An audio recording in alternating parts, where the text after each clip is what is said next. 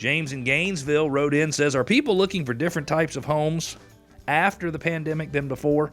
I think, James, there's a bunch of people out there who are wondering why you're saying it's after the pandemic, because I think a lot of people out there still feel like they are right in the middle of the pandemic, and I feel for anybody who is still facing difficulties, who is anxious. I certainly feel for anybody who has had anybody in their family who has actually been affected by the coronavirus, and so I'm not making light of anything when I say that I believe people are going to look for different homes. So let me give you an example.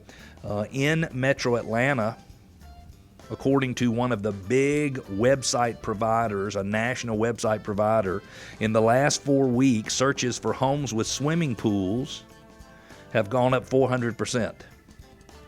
So if 100 people were looking for a home with a pool on a certain day, now 400 people per day. So there's an article by a guy named Bob Sokoler, who's a good friend of mine up in Louisville, Kentucky, and this has a quote from George Ratiu, R-A-T-I-U, I'm sure I'm butchering that, who's a senior economist at Realtor.com.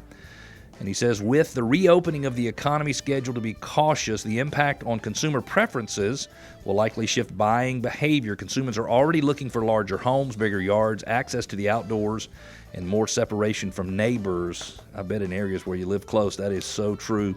As we move into the recovery stage, these preferences will play an important role in the type of homes consumers look for.